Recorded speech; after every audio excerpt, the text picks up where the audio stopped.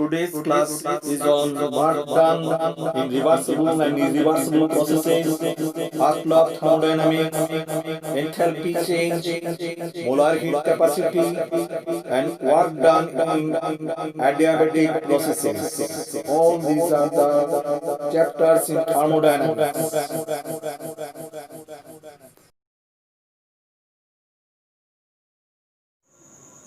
Today we are starting our discussion with work in reversible and irreversible processes. First, we have to discuss work in reversible processes. Now, what is reversible process? Because we know that in our previous video, I told that the reversible process is a very slow process. It takes infinite time for its completion. Now, suppose A to B is a reversible process. Now we know that during this process the driving force for the forward reaction or forward process is very slow, infinitesimal small amount of greater with respect to the opposing force. Now to complete this reaction, to complete this change, suppose more than 1000 numbers of steps are there required.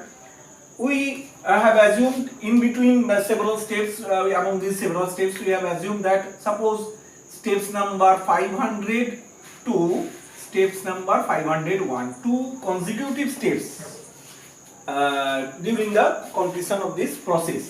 Now 500 to 501, let we have assumed at this particular stage A500 the pressure is let P.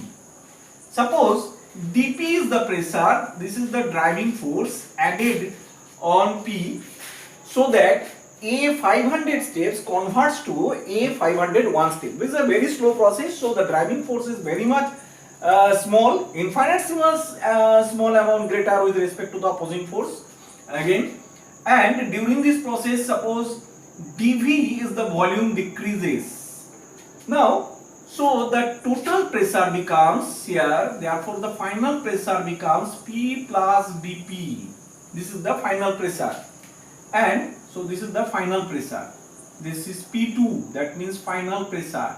And we know that work done equal to P2 into del V. That means P2 into V2 minus V1. That means P2 is the final pressure and change in volume, final pressure. Now here in this process the change in volume is dV. This is the change in volume.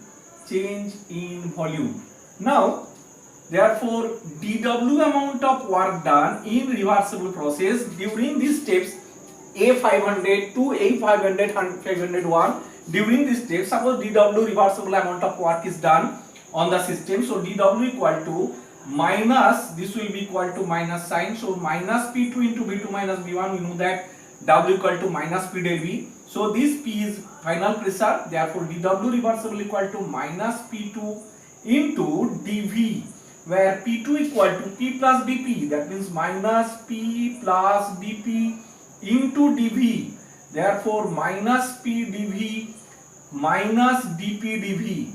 But we know that dP dV term is very much negligible because dP is very small, dV also is very small, so their product is smaller as compared to the dP and dV individual.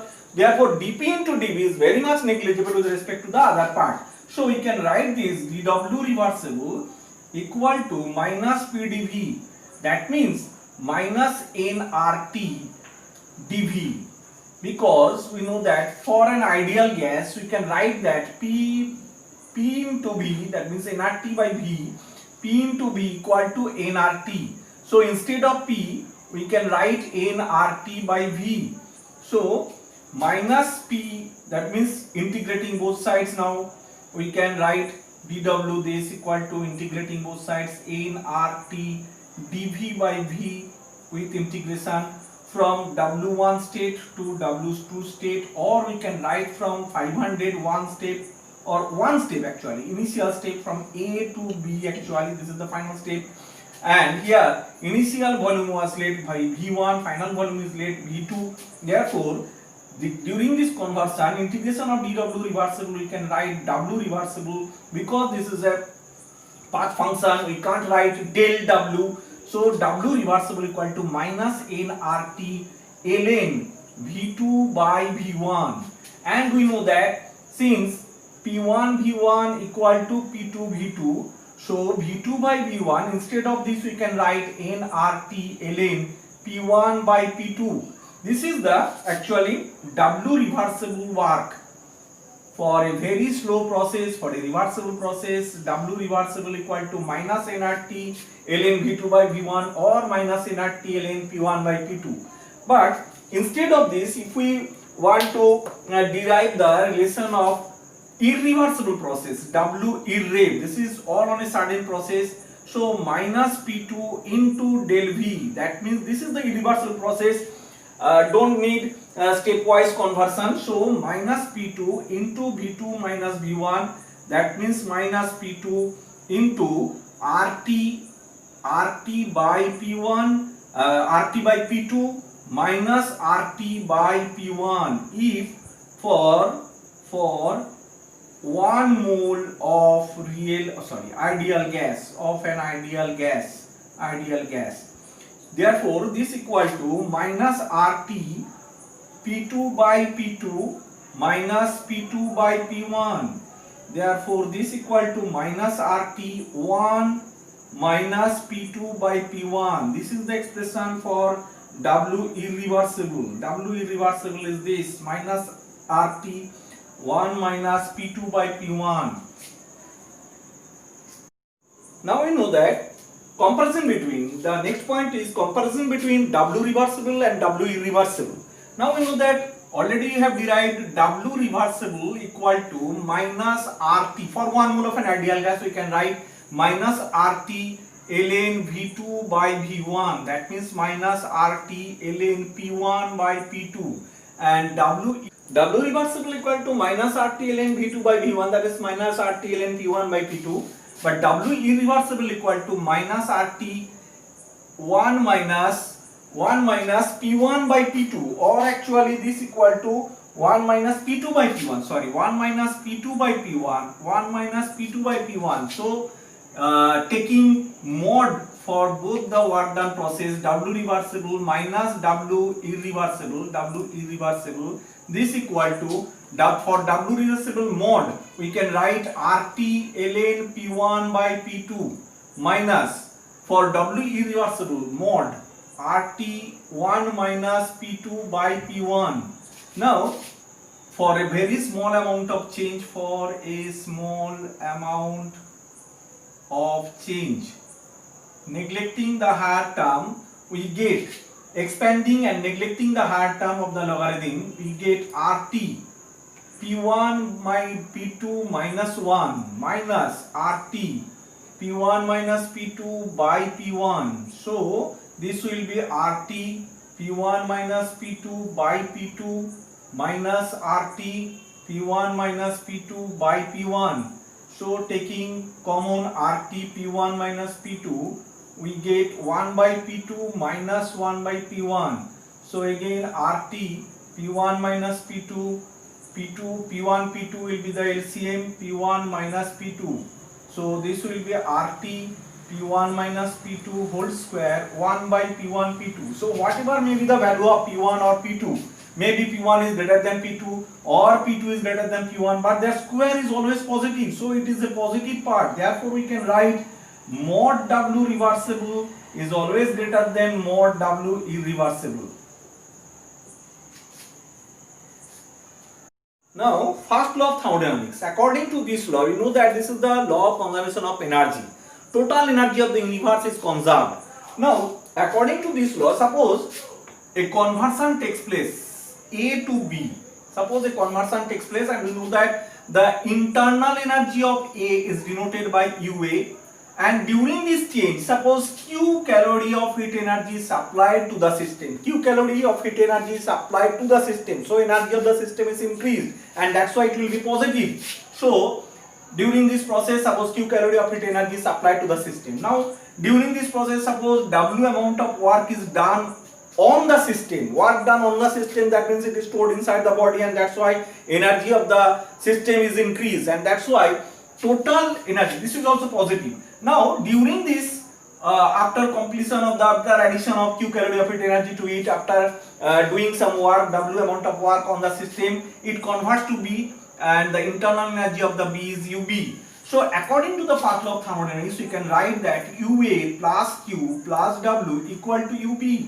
Therefore, Q plus W equal to UB minus UA, that means del U. So this is the actually mathematical expression for the first law of thermodynamics. For differential amount of change, we can write this dq plus dw equal to du.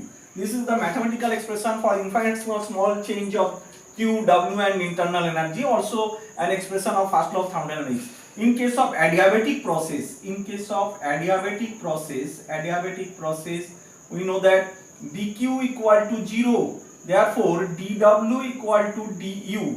This is the expression for the adiabatic process of the first law of thermodynamics. Now we are discussing about the change in internal energy for an ideal gas. This is the Joule's experiment, very simple Joule's experiment. Taking a trough, water trough, A and B.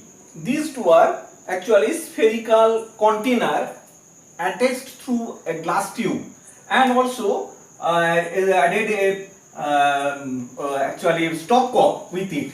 Now in this trough, water trough, suppose we have inserted a thermometer showing the temperature T.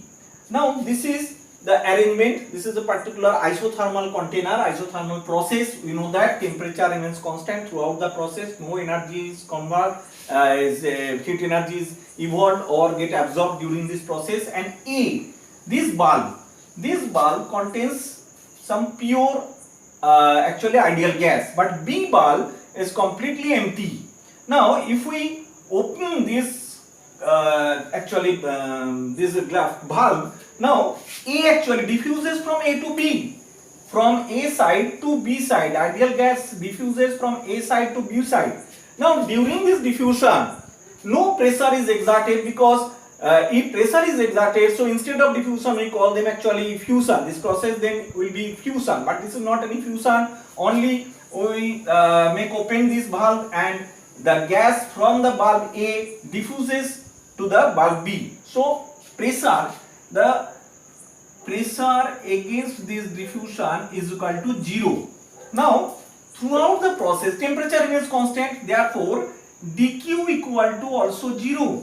Now we know that, therefore we know that from the first law of thermodynamics we have already discussed that du equal to dq plus dw, and this dw is nothing but minus pdv. Since pressure is 0, so this will be 0.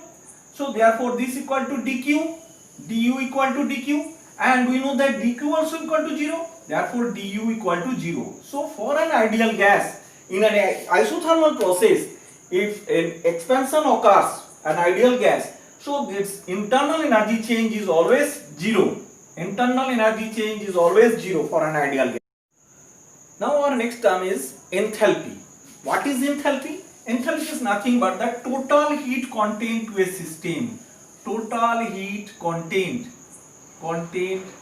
to a system. How it can be explained? Let we have assumed that A is a system.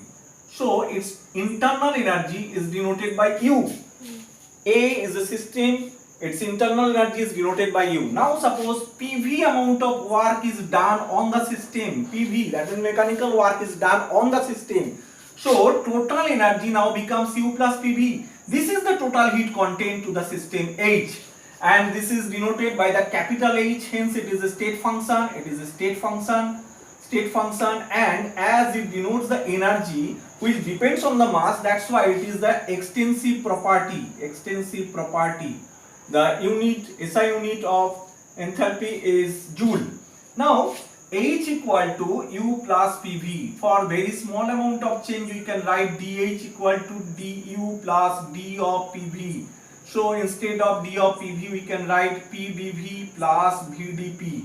Now, if the condition is imposed at constant pressure, now DHP, the process is isothermal, so DHP at constant T also, DHP at constant T, because the process is isothermal, pressure constant, temperature constant, then du plus PdV, because as the pressure is constant, so dP is 0, since dP is 0, therefore du plus PdV, DHP equal to du plus PdV. Now from the first law of thermodynamics, we can write that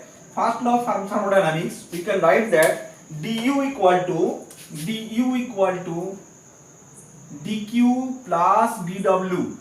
Therefore du equal to dq plus dw and dq minus pdv. Therefore du plus pdv equal to dq at constant pressure. So we can write that DHP at constant temperature equal to du plus pdv, which is equal to dqp. So this is the expression. Now we can write that pdv, instead of pdv we can write for an ideal gas pdv equal to, because we know that P into V1 equal to N1 into RT, because it is an isothermal process, so temperature remains constant but the number of moles may change. Therefore at V1 volume the number of moles is N1, because P and T are constant here, pressure is constant, temperature is constant, because the given condition says that. So V1 changes with number of moles, V1 N1, and when it becomes V2 it becomes N2 RT. Therefore P into V2 minus V1 equal to N2 RT minus N1 RT. So we can write this N2 minus N1 into RT.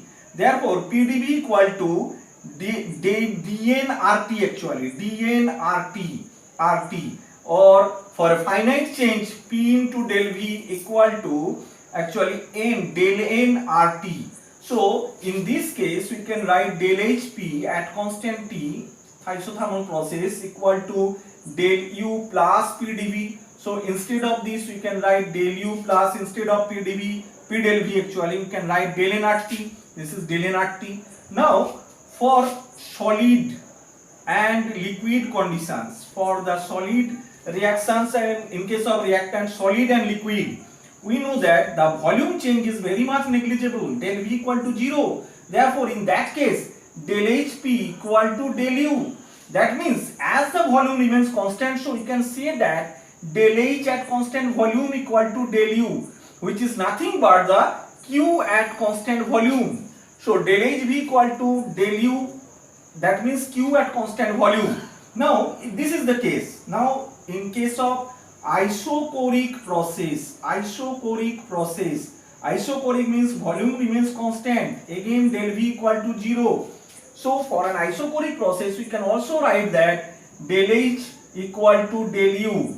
This is the second case. And for the gaseous reaction, such type of reaction where the number of moles in both the sides are equal, total number of moles in both the sides are equal, like this 2HCl. See that number of moles of the reactant is 1 plus 1 2, number of moles of the product is 2, therefore del N equal to 0. So we can write again del H equal to del U plus del N RT. Since del N is 0, therefore del H equal to del U. So for these three processes del H equal to del U. But if or whenever such type of reaction takes place, suppose 2O3 to 3O2, here del N is positive, 3 minus 2, that means 1, so del N is greater than 1. In that case we can say that del HP is greater than del U.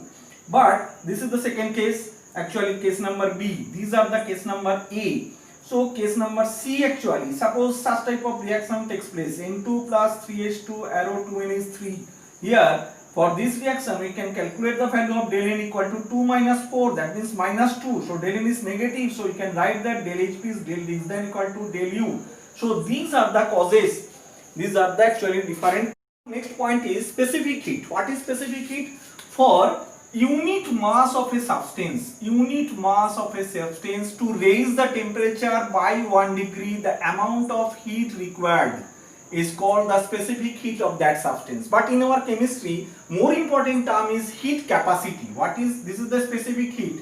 This is the specific heat of that substance. But heat capacity, in case of heat capacity, that is for any mass of the substance, this is the basic difference between specific heat and the heat capacity. For any mass of the substance, if we want to raise the temperature by 1 degree, the amount of heat energy supplied to the body is known as the heat capacity of that substance. But in case of, so as this doesn't depend on the mass, so it depends on the mass, because with the increase of the mass, suppose W gram to raise the temperature by 1 degree, suppose Q calorie heat energy is required. Therefore, for X gram to raise the temperature by 1 degree, this will be Qx by W. So it depends on the mass. That's why this is the extensive property.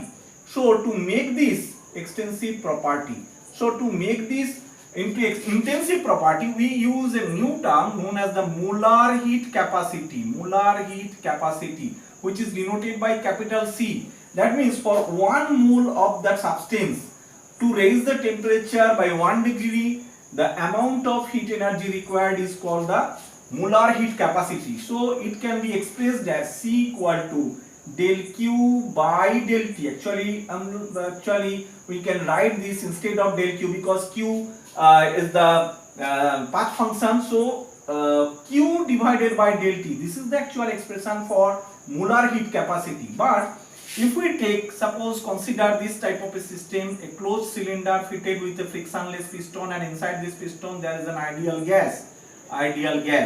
Now if we increase, so at constant pressure, suppose Cp, we have to derive the relation of Cp at constant pressure.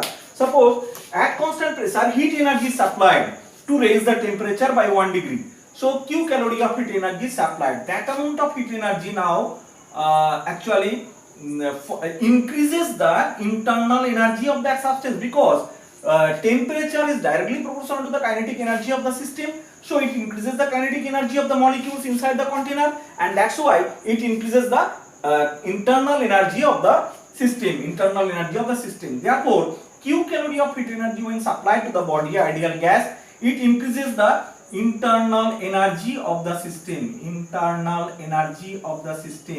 Now this is the kinetic energy, nothing but the kinetic energy, but the pressure is constant, so it has a tendency to expand this. Pressure is constant, so it has a tendency to expand this. So with the increase of the internal energy, it has to do some work by the system. So work is done by the system. That means that amount of energy actually is divided into 2 parts. So it does 2 types of work, 1 plus 1. This is suppose A type work, this is suppose B type work. So Cp equal to internal energy change, that means constant pressure. At constant pressure, if we supply some amount of energy, that increases the internal energy, as well as it does some work by the system. But if the volume is constant here, suppose at constant volume we have supplied Q calorie of heat energy. So Q calorie of heat energy only first increases the internal energy of the system, but it cannot do any work on the piston because volume is constant. So it exerts pressure, its pressure inside the container is increased, but as the volume remains constant, so pressure is changed to maintain this constant volume, and that's why no work is done on the body. Therefore, that this Q calorie only increases the internal energy of the system. That means this Q, suppose this is Q1, this is Q2, so the Q2 is less than Q1. So theoretically we can say that Cp is greater than Cv. Now I am discussing about the relation between Cp and Cv. What is Cp? Already we have discussed that Cp equal to del Hp, actually Qp by del T, which is equal to del Hp by del T, because we have proved that Qp equal to del Hp. Therefore, from this relation we can say that del Hp equal to Cp del T. Again, Cv equal to Qv by del T, and Qv is equal to nothing but change in internal energy divided by del T. So from this relation we can write that del U equal to Cv del T, and these two expressions are called the Kirchhoff's relation, Kirchhoff's equations. These two are called the Kirchhoff's equations. Now from these two relations we can derive this Cp minus Cv. Therefore Cp minus Cv equal to del Hp by del T, minus del u by del t. So del t LCM del hp minus del u.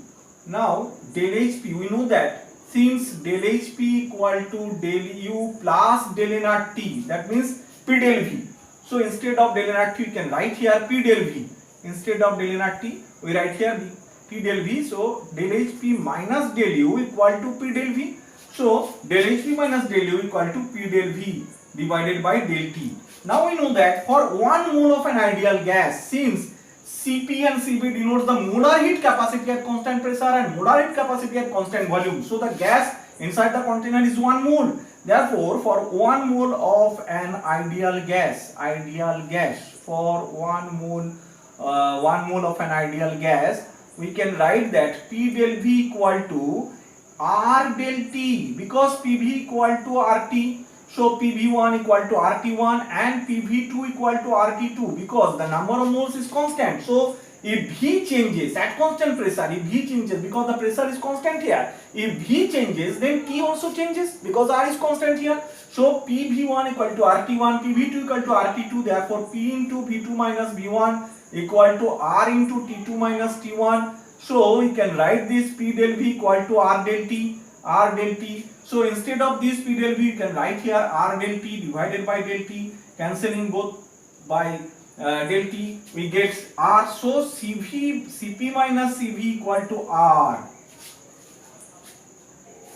Our next part is adiabatic reversible process. Adiabatic reversible process. So you know that for isothermal process, for actually first law of thermodynamics, from first law of thermodynamics we derive that del u equal to Q plus W. Therefore, in case of adiabatic process, Q equal to 0, therefore del U equal to W. So adiabatic process, for adiabatic process Q equal to 0, therefore we can write that del U equal to W. Now we know that del U equal to Cv del T from Kirchhoff's equation, del Cv del T, and W equal to minus P del V. This is the minus P del V. So for infinitesimal small amount of change, you can write this Cv into dt, Cv dt equal to minus P dV. For infinitesimal small amount of change, instead of del T, we can write dt. Therefore, minus P dV equal to minus RT dV by V, RT dV by V, because for an ideal gas, we can write this PV equal to RT, because this is 1 mole of an ideal gas. For 1 mole of an ideal gas, as Cv is there, this is the molar heat capacity at constant volume. So the gas inside the container is 1 mole, it is the ideal gas. So PV equal to RT, so instead of V equal to RT by V, so instead of P we can write RT by V. Therefore Cv dt by T equal to minus R dV by V. Now integrating both sides within the limit T1 T2, integrating this side within the limit V1 to V2, you can derive this Cv ln T2 by T1 equal to minus R ln V2 by V1. This is the relation. Now instead of this we can write ln T2 by T1 equal to minus R by Cv ln V2 by V1. Now R by Cv, we have to derive this relation, R by Cv. We know that Cp minus Cv equal to R. So dividing both sides by Cv, we get Cp by Cv minus 1 equal to R by Cv. And Cp by Cv is denoted by gamma. Gamma minus 1 equal to R by Cv. So instead of R by Cv, we can write gamma minus 1 ln T2 by T1. So minus sign, multiplying minus sign with ln V2 by V1, and instead of R by Cv you can write gamma minus 1 and it becomes ln V1 by V2. So it becomes ln V1 by V2 whole to the power gamma minus 1. Therefore T2 by T1, from this relation we can write this T2 by T1 equal to V1 by V2 whole to the power gamma minus 1. So from this expression we can write T2 into V2 to the power gamma minus 1 equal to T1 into V1 to the power gamma minus 1 is equal to T into V to the power gamma minus 1 equal to constant. This is another relation for the adiabatic process. Now instead of P we can write PV by R. So here we can write T into V to the power gamma minus 1 equal to K dash. Instead of T we can write PV by R into V to the power gamma minus 1 equal to K prime. This is the constant. So P into V to the power gamma equal to K prime into R. Another constant, this is suppose K. So PV to the power gamma equal to constant. This is the adiabatic process relation.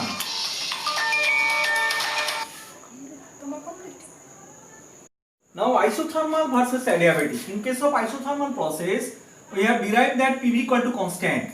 Therefore P equal to, so for this particular reason P equal to K by V.